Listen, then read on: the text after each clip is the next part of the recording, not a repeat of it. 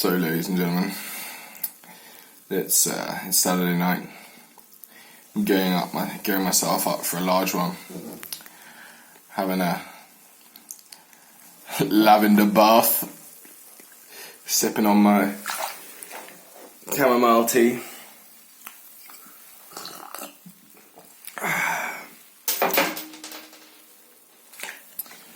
And this evening, I'm planning on doing a mini little dance to myself outside and then meditating. Getting in bed by 10.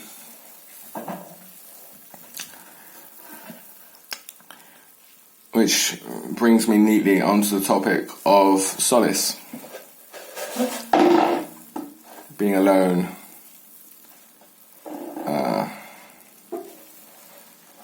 This is potentially the thing that people think of as most weird about me. Yeah, it's my liking to spend time alone.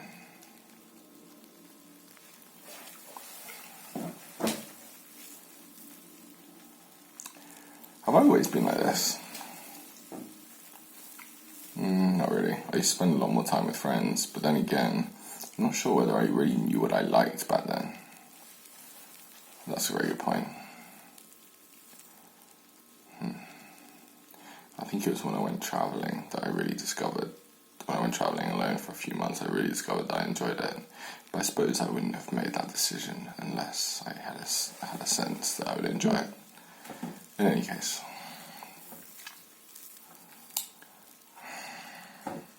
I think especially living in London, I'm kind of made to feel guilty about enjoying spending time alone.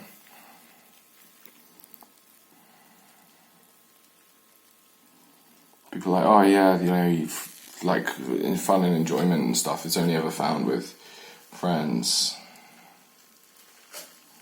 And that was certainly true for a lot of my life up until a few years ago. Now, when I reviewed my 2018, I tracked my moment of the day every year, and I found that the vast majority of the best moments of my day were time spent alone. I like the quiet. I value peace of mind. Time to chill, to tap into myself, to center, especially in an environment where there's so much chaos. In London, so easy to lose yourself, especially in my job. I have a pretty hectic job.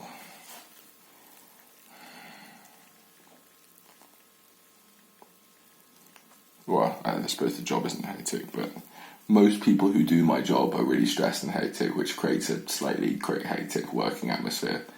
I think the actual job's fine, but people make it more stressy than it needs to be. Anyway, I digress. So when I think, this week I've taken more time than usual for myself, and today especially, I've taken a real me day. No reading anything. Lots of meditating and writing, videoing. It's been amazing. It's been a really beautiful day. And really, when I take these days, how often they're not enjoyable? Almost never. Whenever I've taken solo trips, holidays, these have always been the best holidays. Oh, actually, trip to Ethiopia recently was pretty good, and that was with a friend. But anyway, I digress.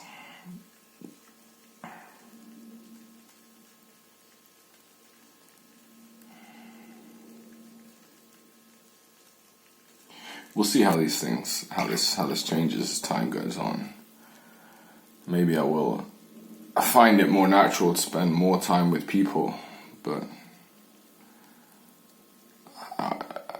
at least, at the moment, if you look at the days where I slow things down and take time for myself, I'm much happier than the days when I'm milling around with people. Maybe I just haven't met the right people. And that's a good point. I've met some good people, and when I do meet up with them, it definitely can be an enhancer. But the silence has done good things for me. Especially, the silent retreats have been the best periods of my life, really. And at the end of this month, I'm taking a little weekend for myself, and that'll be really cool.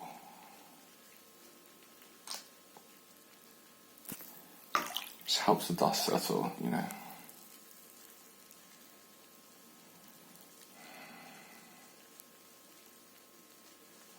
It's funny because when I try to describe this to people,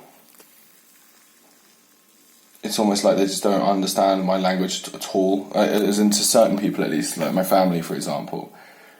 It's my family especially. I explain to them how nice it is to take this time, and they're just like, yeah, but the best times in life when you're with your family, when you're with your friends and you have these moments of blah blah blah. And that is absolutely the mindset that I was in for years and years. You're like, the best moments when you have these high, woo things. But that just comes from this framework where you think that life is something which is to be milked, which is to be, you're sort of meant to turn the dials and twist the knobs so that you can get these high moments and somehow beat the game and always be chasing satisfaction and happiness, as if by doing so you're not going to setting yourself up for misery and disappointment afterwards.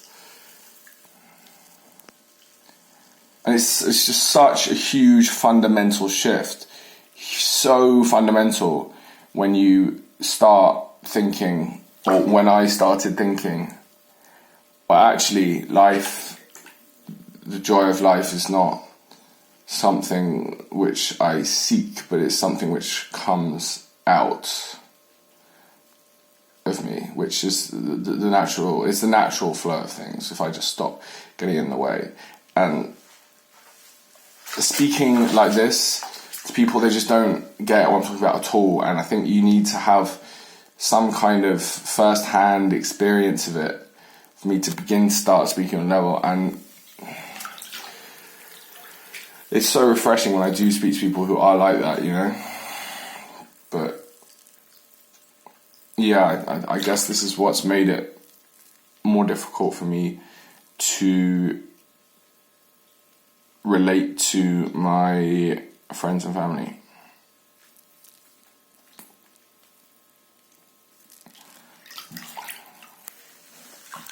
Because I feel like we're not on the same page in that respect.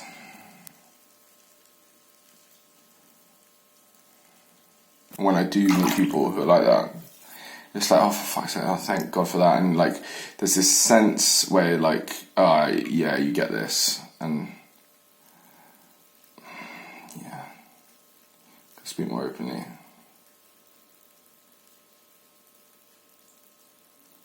I guess there's, on the other hand, the sad thing is that the reason people, I think of silence as something which is, or solitude or isolation as something which is bad, which is a warning sign,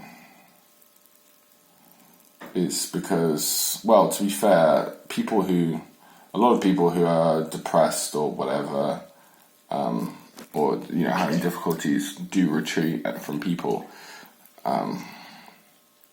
And it's barring yourself away, shutting yourself off from the world, retreating into comfort, which retreating into comfort does nothing but bring discomfort. Anyway, whereas I think this my sense of solace is actually opening up to and confronting reality in the world rather than distracting yourself with intoxication or whatever, people, whatever. And I think that for the majority of people who have not, who are scared of spending time with themselves because they haven't learnt to quieten their mind, basically the prospect of spending time alone for them is like, oh my god, I have to spend time alone with this shit show thing that I call my mind, which I spend my whole life running away from. Why on earth would you want to do that? Only someone who is masochistic and depressed must want to do that. Whereas for me, the prospect of spending time alone with my own mind is nice. I enjoy it. It's nourishing.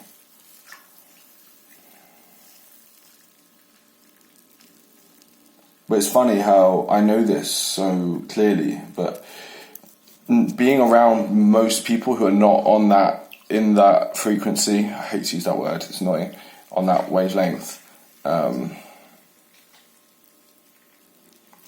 slightly makes you doubt yourself at times. So you need to hold on to your core more, which means more silence or meeting or being around people who are actually on the same wavelength as you.